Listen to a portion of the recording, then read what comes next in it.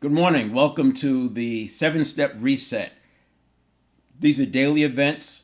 Today I'm talking about Step 2 Physiology, and you can go to the website 7stepreset.com/live and you'll see earlier events as well as some of the breakdown of the steps. This all rolls up to dynamic leadership. It aligns with emotional intelligence, it aligns with neuroscience. But in December, I'm focused on crushing anxiety, stopping the spiral before it starts. Because if we don't have agency and personal leadership, if we're stressed out, if we're in fight or flight mode, it's very difficult to go from fight or flight directly into focus and engage, which is what we need to do to be able to lead others and ourselves. So crushing anxiety is all about taking back this agency that's allowing people to go based on VUCA, volatility, uncertainty, complexity, ambiguity, and focusing on, and then from that they focus on how brittle things are and their anxiousness, and that everything seems nonlinear, doesn't make any sense. And then it's also incomprehensible because of the old lens. So that's the VUCA and the BANI. The VUCA is what's impacting us. The BANI is our experience as we look around.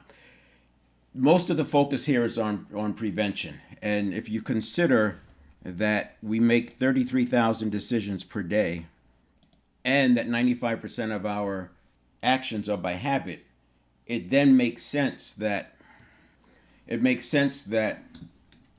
most of these decisions, these are actually pre-stimulus, stimulus, or pre-stimulus, stimulus response cycles.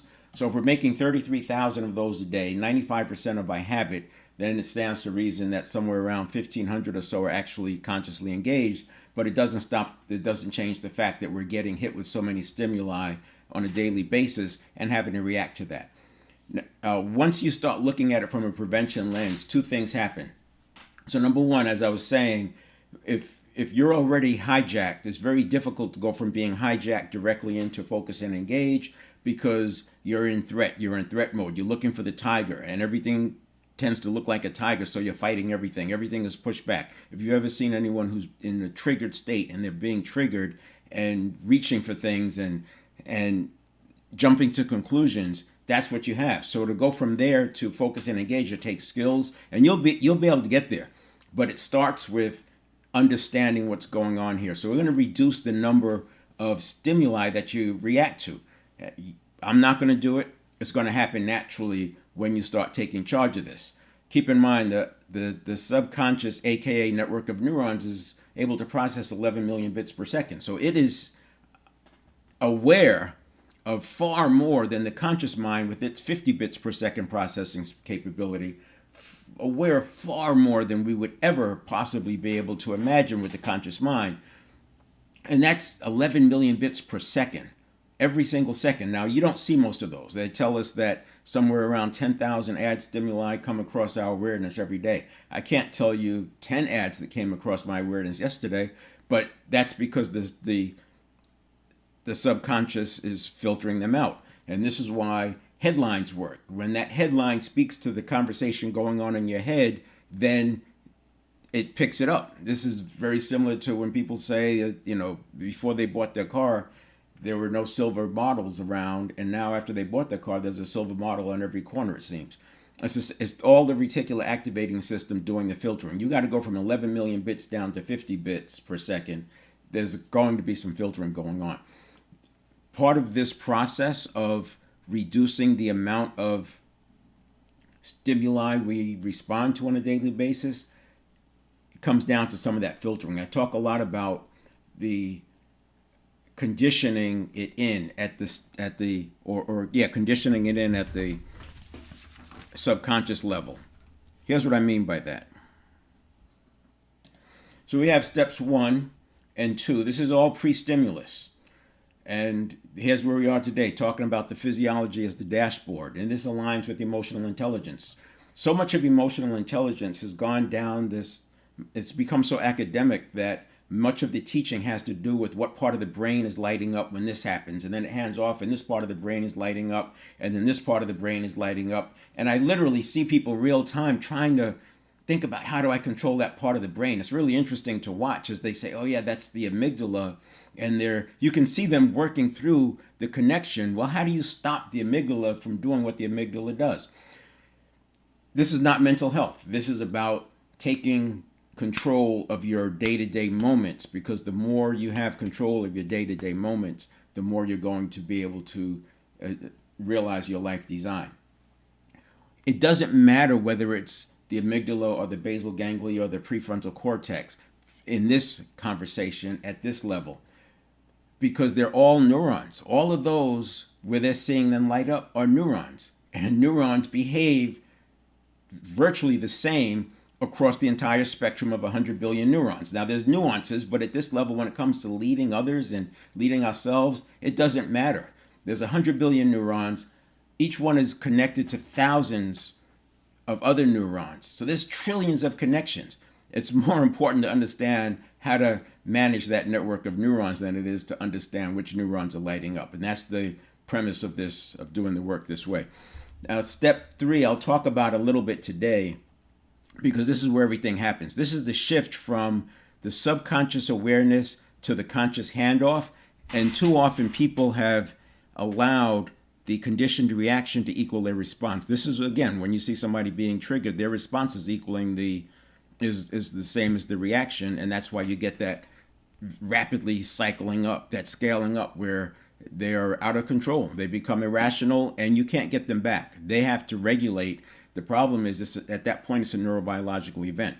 Within 90 seconds, it's going to turn into a neurobiological event, meaning the neurons are involved, and neurons that fire together wire together, but also the ones that are wired together, they tend to fire together. So you have this cycling up, and more associations are coming in, and the more threat you feel, the more fear. And then an interesting thing happens is that at the subconscious level network of neurons, it justifies the feeling with facts. It changes the facts to fit the feelings. This is why you can have a video of somebody calling the police. They really feel like they're threatened. Or why you can, in some of the police situations, they'll say that they thought they saw a gun. The feeling of threat can actually change the perception of the facts, because they're two different things. The conscious mind can see and have facts.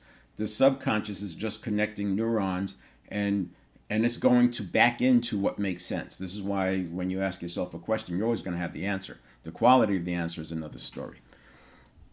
So this is where we're going to spend some time today. Step 2, as I said, we have the different states, emotional, mental, physical, spiritual, emotional, and we also have self-image, which you can look at by self-talk. So if we collapse this down to physiology and self-talk, this becomes a good dashboard, because you're going through so many of these stimulus response cycles a day that you don't have time to think about what part of the brain is involved or what you're going to do. You want to condition these in at the subconscious level. All right, now what I'll do here is go to the 7 performance areas, which is foundational. It's foundational to transformation work. The 7-step reset exists so that we can navigate through the 7 performance areas. So the 7 performance areas: mental, physical, spiritual, emotional. These are in our control. Emotional may feel like it's not out in your control, but it is. And the way to get control of it is to master the 3 over here, which are fully in your control. And you see physical as if physiology. I'd like to think of physiology as sort of a container for the emotions. And depending on your physiology, you're already priming yourself for what emotions you're going to experience for a given situation. This is why it may feel like emotional is not in your control, because once it starts happening, again, we're at the 11 million bits per second processing speed. You're not going to be able to rein it back in. It's off and running. And then relationship, professional, financial are out of our control, or at least somewhat, because they involve other people. You can't have a relationship without somebody else being involved. Professional, there's a buyer for a seller, and every seller there's a buyer. And then financial is the outcome of the service that you're providing. Now, you could argue that, well, I'm a financial trader and I don't have to interact with anybody. There's still buyers and sellers, and there's still information, and you are still interacting with somebody outside of yourself. You know that you don't control all your outcomes if you've been trading, because anybody can put a big trade on and completely throw off your signals or whatever it is. So this part is out of our control. Too often people jump to this over here and they get disappointed. They don't achieve what they're looking for because they haven't created the identity. They haven't reestablished their identity for what's needed to be able to have that outcome. And for years, when I first started looking at this, and it was back in the 70s, I actually believed, I've said this many times, that when you're on a quest, we get to a peak. And to get to the next peak, we have to go down a bit. And then we get to a new peak, and then we have to go down a bit. Then we get to the new peak, and we have to go down. This is probably, many people have this experience. Now, it gets harder and harder to make the decision to take this dip. You're looking down here, and it's all scary, right? In your 20s, it's you have more time. You're less risk averse. You may not have as much built up where you don't have as much to lose, and you can still make that trek down that hill. Sometimes people are thrown down here. Circumstances happen, and they're thrown down here. I like to think of, the reason why so many success stories came out of losing everything. It's not because you have to lose everything to be successful. It's that all of the things you were hanging on to were taken from you, and you have no choice but to start moving up. And the point here is that you don't have to take this trek down to the valley to get up here. Now, I'm not saying, this is not economic, this is not financial, this is about your identity making the shift to what's needed. And I will tell you that with the 7 performance areas, which is why I talk about them, and the reset allows you to do this. Now, again, I'm not talking about financial. The financial is disconnected from your identity, from what you're doing, but what you're doing does influence that. So as long as you're doing this early enough, you can avoid the trek down. And even if you are making the trek down, you can turn it around. So this is what we're talking about. And when you look at it this way, you can continue to climb because you don't have to wait for, or you don't have to go through the pain. That may sound like, yeah, right, it doesn't work. Well, that's what the 7-step, that's why I have the 7-step reset. That's why I have the 7 performance areas, because I had to answer the question, why doesn't it work sometimes? Whether you're looking at law of attraction or some of the success principles or best practices, they don't always work. Even living by faith, sometimes it doesn't work. What happens when it doesn't work? And I'll start with this. First of all, and it's not about belief, it's not about manifestation, it's not about law of attraction. It comes down to our actions, what we do. And what we do is how we navigate this. And everybody's experience is different. And I will talk about that a little bit in step 3. Everybody's experience is different. And as a result, people come up with hacks. Hacks don't work. They don't sustain. They may work for a little while, but because the system is always going to homeostasis, back to stability, they're not going to keep working. It's going to absorb it and turn it into the natural state. This is why you'll have hacks that work. I think it might even be at play with supplements there. And that's why I was going to say there are placebos that work as well as the prescription drug. As a matter of fact, I've read that in some cases, because the prescription drug has side effects, they first prescribe a placebo and see if the placebo will cure the ailment. And if it cures the ailment, then there's no need to go for the real prescription drug that has the side effects. So if placebos are that good, if placebos can work 60% of the time, but yet we put a standard on success principles that they have to work 100% of the time. It's not realistic, which is why I use the 7 performance areas to bring into the things that we can control, so you can draw a bright line between your actions and your outcomes. So the 7-step reset, the reason I did this was because I was noticing more and more on social media how many people are talking about being stressed out, they're unable to regulate. People who know are well-versed in emotional intelligence. They talk about how they're struggling with this, or how they can't regulate. And most of what I notice, most of what I'm looking at, it's corrective. It's after the fact. It's after the stimulus response cycle has happened. And there's 33,000 of them a day, probably more when you're stressed. So you can see where the subconscious has outgunned the conscious mind. Now, I use the 7-step reset, which is designed to clear this upper limit. So there's a ceiling that we see, and then there's a barrier.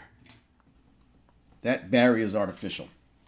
But there's a lot of problem crossing it because of the amount of cognitive dissonance that occurs as you go into this area. Every breakthrough, which is what this would be, is preceded by a break with the norm.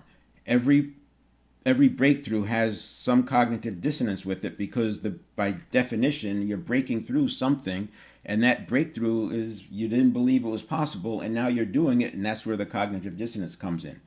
My view is that there's a similarity on the lower side. So here we have, I would call it chronic anxiety and worry. I also like to say that worry is like negative goal setting. If you're worrying about something, you're picturing what you don't want to happen.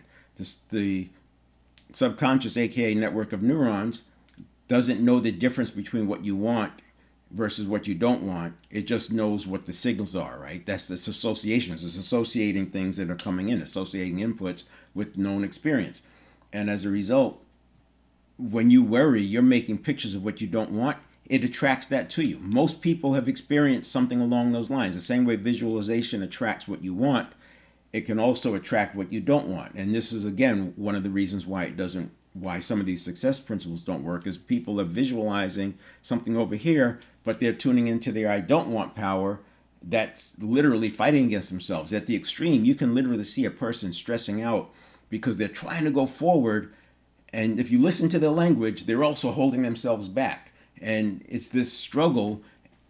When you exercise willpower, you automatically trigger the I don't want power because there's associations.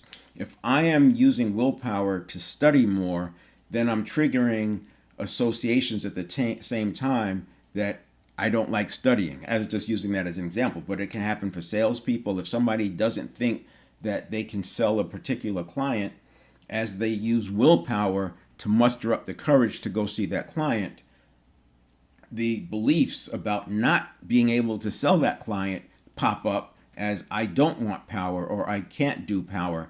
And you'll hear in emotional intelligence that's happening in the prefrontal cortex.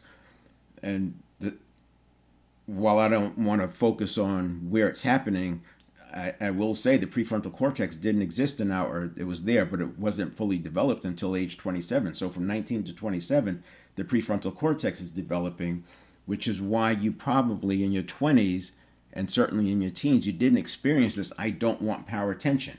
It's something that you experience in your 30s, and it's one of the reasons I say that it makes it harder to change habits. So we've got this zone here where we're going up and down, and if you're talking about transformation, it's a breakout. But if you're talking about an anxiety spiral, it's more like a breakdown. And if you break through this, even while you're in it, coming from here to here is not that different than going from here to here. You're still going to have the cognitive dissonance. You're going to have the beliefs, the stories, some of those barriers, the artificial barriers, the associations. That's still going to come into play.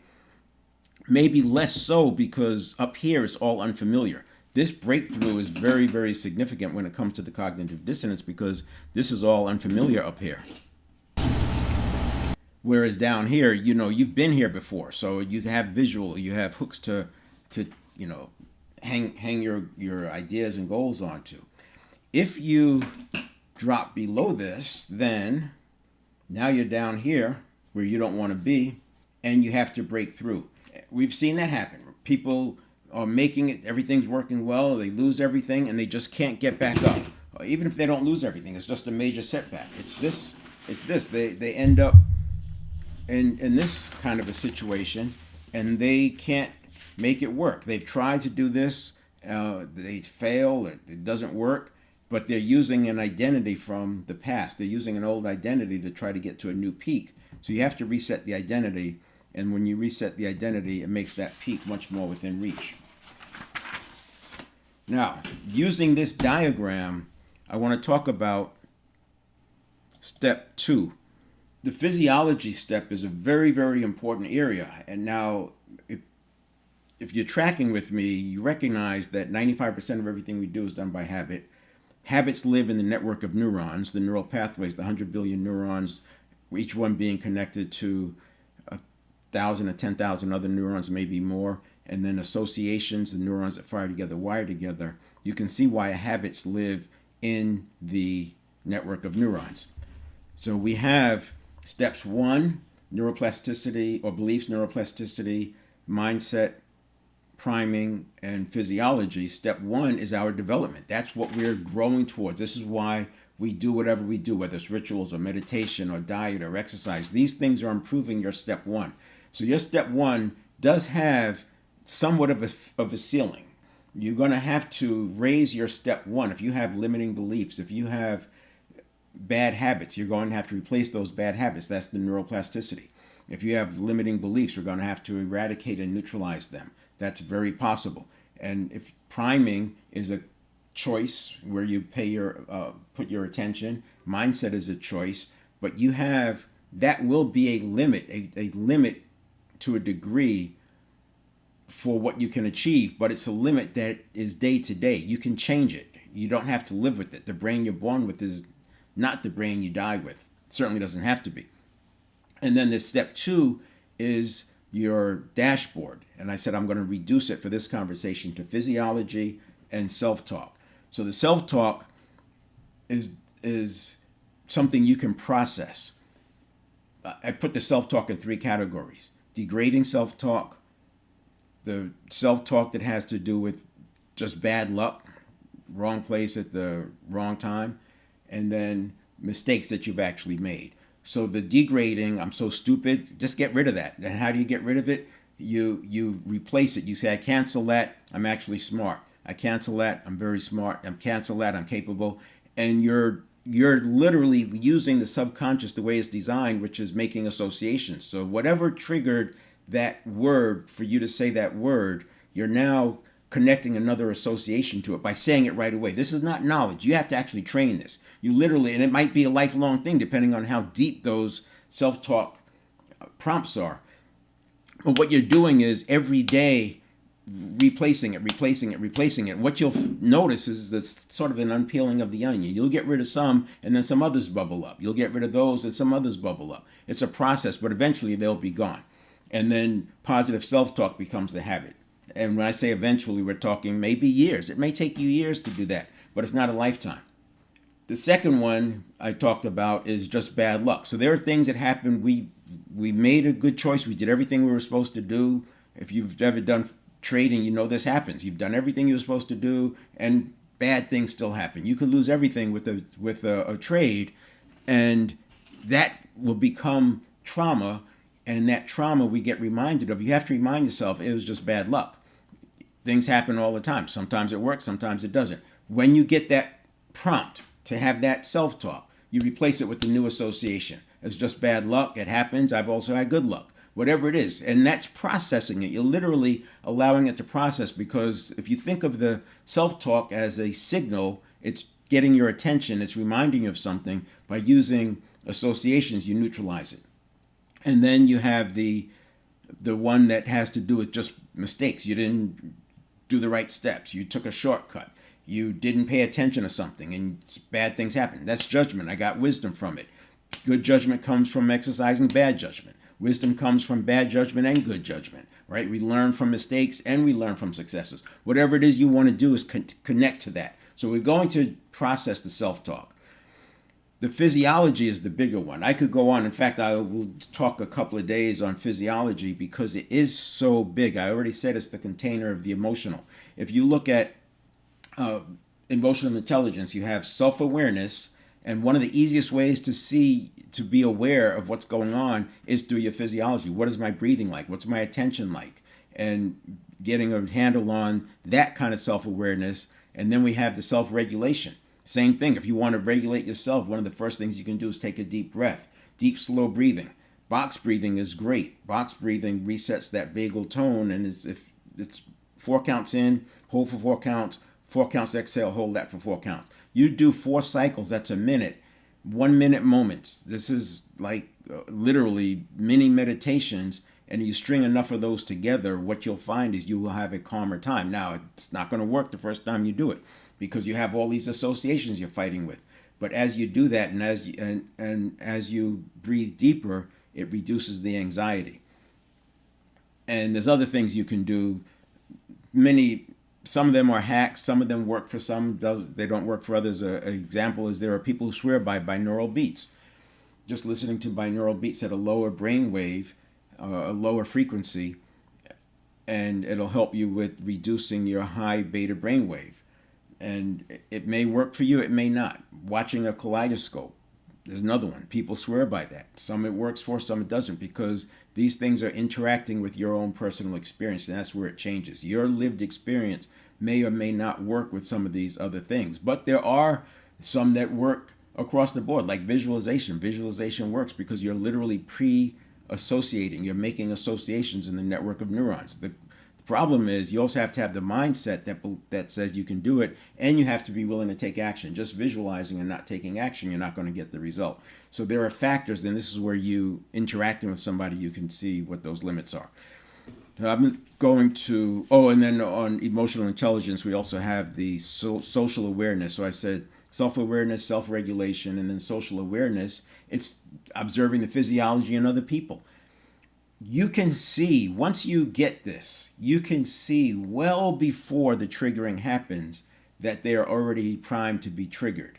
And as a leader, that's where you back off, you redirect, you contextualize, you change the topic, because once they get triggered, it's likely going to be a neurobiological event. Chemicals are being released. You've got the cortisol going in. You got the adrenaline, and now you have these chemicals in the body, the chemical cocktail running for potentially hours, and you're trying to have a rational conversation with somebody that you triggered because you kept going down a path that their physiology was telling you that this is high risk, I'm unsafe, I'm scared, I'm freaking out. And that's where you would stop.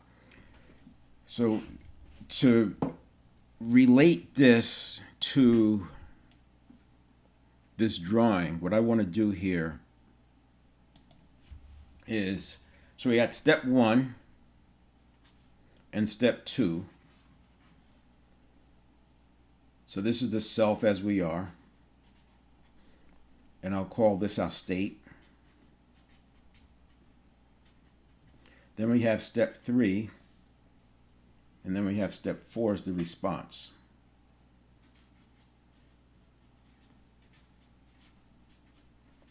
And that response could include, do I go to emotional modulation, or do I go to action, directly to action? And you'll find that as you do this more and more, you'll rely on emotional modulation fewer times, less and less, because you're not going to have these moments when you take care of it up here. Now here's where I don't see this written about anywhere.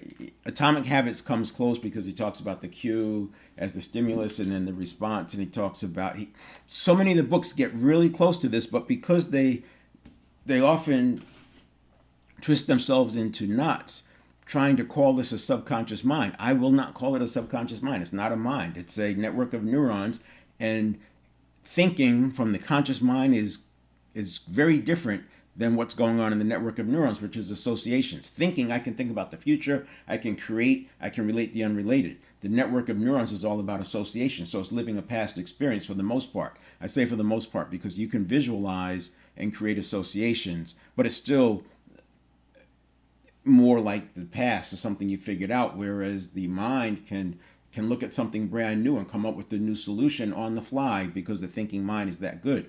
If you don't have the thinking mind engaged and you're letting your reaction equal your response, then you end up with using old associations, and this is why we get more of what we don't want, and our tomorrows are like yesterdays.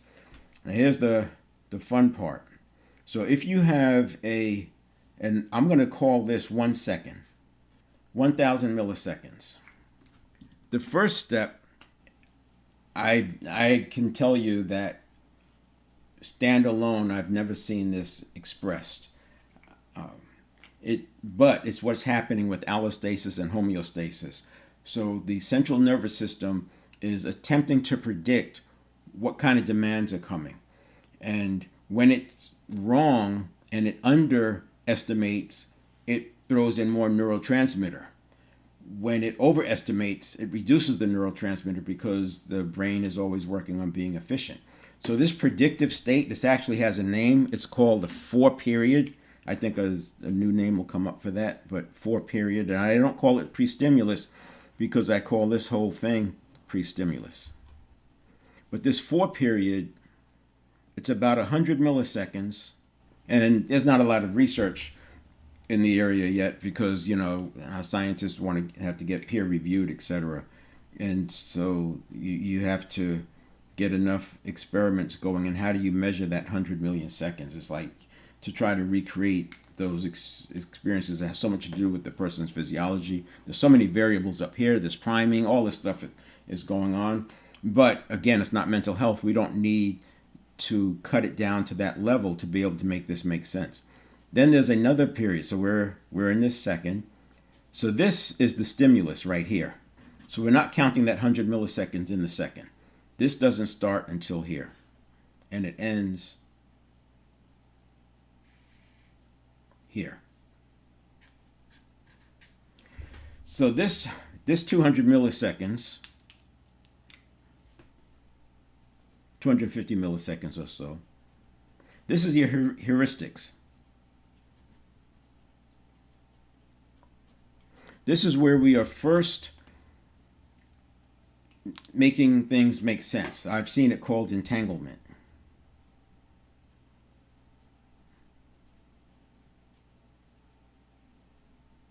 But I would say, if you think about cognitive biases and all that, that's coming into play here. The heuristics are mental shortcuts.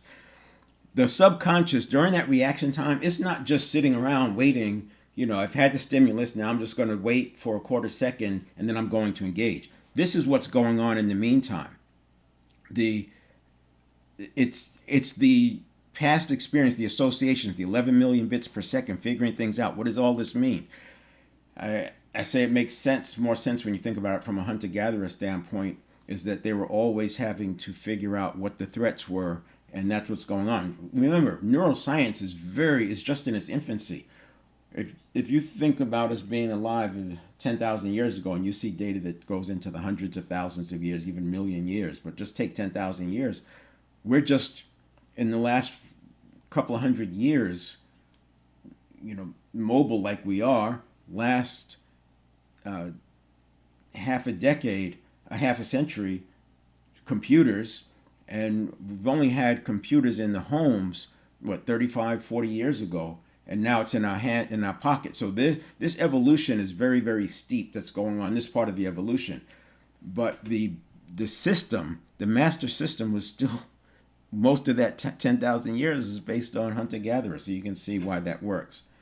And then we have another 250 milliseconds.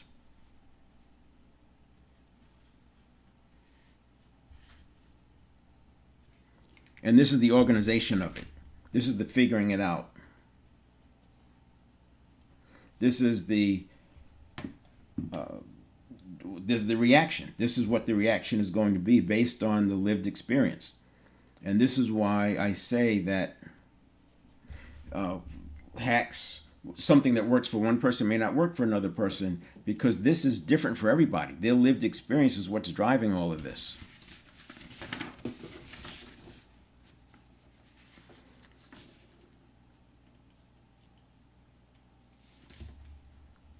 There's another word, they call this the wave function, but it's getting into the quantum physics, but just think about this as consolidation.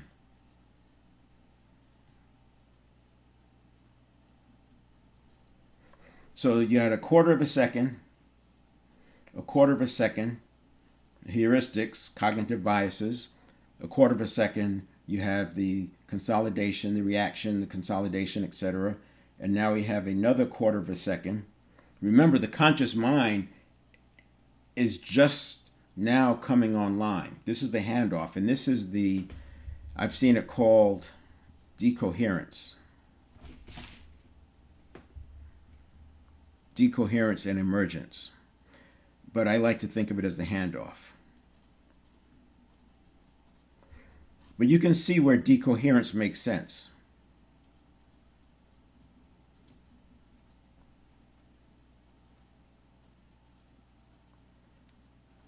I say that because this is the other reason why I think the subconscious mind terminology causes confusion. The mind thinks. At its very base level, thought is energy. Energy is what's going through the network of neurons. So this energy going through the network of neurons, and it doesn't matter if it's the amygdala or the basal ganglia or the hippocampus. It's neurons behave. That's why I said let's not focus on that. Let's focus on how do neurons behave. Myelin, synapsis, synaptogenesis, pruning, that comes into play here. And then the handoff. So decoherence, think of this as going from the neuron signal, which is energy, to the thinking signal, which is energy. And then you have the response. And this is the conscious mind. That little bit, that piece right there tells you why it's so easy for people to have the answers and not be able to apply them, because they're treating the signals from the network of neurons as thinking. And it's not thinking, it's not thought. It's associations, and those associations are typically from the past. Again, they could be visualized, but they're from the past in some way, and they're based on past memories or past experiences, and that's why this becomes so hard. That's why this becomes so difficult, because if you don't reset your identity, it's very difficult to go here, because your only choices lead you to go down here, and when you lose enough, drop enough off, you can then come back up. But you don't have to take the down trek to do this. You can let things go. This is leaving first base to get to second, but doing it consciously. This is letting go of some of the I don't want powers. You have some I don't want power, some things that you just said you'll never go into do, and they caused you to thrive in your 20s and 30s, and now you're still hanging on to those things. Maybe you said that I don't want to sell. That worked in your 20s and 30s, but now in this world, you're going to have to sell, and the things you want are important enough to you that you're willing to back off on that I don't want to sell. And that's, again, back to that image of that's the reset of the identity. Tomorrow I'll cover the signals, the physiological signals. I wanted to get this set up, and I'll use the same diagram tomorrow. I wanted to get this set up because the physiological signals, both that you can see yourself as well as what other people can see, is so critical to managing this. You have 1 second to resolve this. And the last thing I'll say about this point, if I take that drawing and I move it to this next page. So remember, we have the pre, and in the pre, there's a prediction going on. Is this good? Is this bad? And then with the heuristics, we have this prediction going on. Is this good? Is this bad? And then the reaction. Now, at the end of this, what we're going to have is either the brain is always wanting to go to stability. And I would call that stability, and I'm not going to call it, the name of that stability is homeostasis. So the brain is predicting what kind of demands are coming. Based on what comes, it's going to either add more neurotransmitter for the future or reduce it because it wants us to survive. And this is that idea you get when you're struggling to get through something and it's fighting you, it's trying to stay at homeostasis, and you break through, and then it seems like all of a sudden all this serendipity happens. You have this new power, this newfound strength, because those same neurons that were the same associations that were trying to keep you from going forward are now there to help you. And then we have allostasis. This is stability on an upward trajectory. Stability on an upward trajectory. This is stability on a status quo. And this is called allostatic load, overload. So when we talk about the difficulty of breaking out, this is homeostasis, wanting to keep things as they are, stability here. Doing this is getting a trajectory for allostasis, where you need more neurotransmitter all the time. This is why in development plans, you'll hear me talk about with dynamic leadership advocating you have to have a 90-day development plan followed by a 6-month development plan. And you're always going to have 6-month development plans where people are constantly working on more. What you're doing is creating more demand, so you keep the steady state is actually more neurotransmitter. It's actually getting ready for a stable upward trajectory. You can see this in long hikers, through hikers, people who are hiking, weeks and months at a time, right, on the whole coast, Mexico to Canada, whatever it is. You can look at what their daily mileage is at the beginning of the hike. 60, 90 days later, it can be double or triple that. And they're doing it with seemingly no more effort. It's just that the brain has adjusted, because remember, muscle contraction is not just muscle. There's two parts of it. There's the muscle and there's the signal. And by strengthening the signal, we're making the muscle action more efficient, more capable. And that's the allostasis. This would be the allostatic overload. So when you hit allostatic overload, now you're falling into this downward spiral. So this would be similar to an anxiety spiral. And you want to catch it before it happens. And people trying to catch it use the wrong steps. And that's what we'll talk about when I get back to step 2. So I spent a lot of time today talking about step 3. It's really to position us so that we have some common language. And I'll refer back to this diagram as I talk about the elements that we have here in step 2. And I'll also relate it to emotional intelligence. As I've already said, you have four major domains: self-awareness, self-regulation. You want to do this here. Doing it over here and after the response, it's too late. You're already in fight or flight. It's already a neurobiological event. You want to catch it here. So physiological, we got the self-talk. It's telling us where we are. And you have the ability to regulate it here. Because we're making 33,000 decisions a day, or 33,000 stimulus response cycles a day, you don't have time to lollygag around this thing. You got to catch it early. So that's part of what we are doing here, is constantly being aware of it and modulating. The good news is it gets easier and easier as you do this. And we're talking measured in weeks, maybe months, not years. You can reset your identity in 90 days. Guaranteed. You can reset your identity in 90 days. You still have to make the choice to do the new behaviors, and that's up to you. I can't dictate to you how important your quest is and whether or not it's going to make you get out of bed on a bad day of a bad week. That's on you, but we can certainly reset the identity in 90 days. With that, I'm going to leave it there. Come back to you tomorrow. See if there's anybody who wants to come online. I didn't put that in here, but here is you can use that link to come online, and we can talk about any of this or past things. I'm talking about the 7-step reset. I'll be talking about the 7-step reset for the next few months. But December is coming from below the line, crushing anxiety. January is going to be self-mastery. And self-mastery is where we are governing ourselves, the agency, personal leadership, and being able to read ourselves and adjust. And that's necessary before you can lead others. And in February, I'll be talking about leading others. And I call that one-to-one. While we have spans of control of 6, 8, 10, you're leading people one-to-one 6, 7, 8, 9, 10 times. The way I look at it, you still have to lead on an individual level. Your biggest changes come on one-to-one meetings, not group settings when you're talking to your team.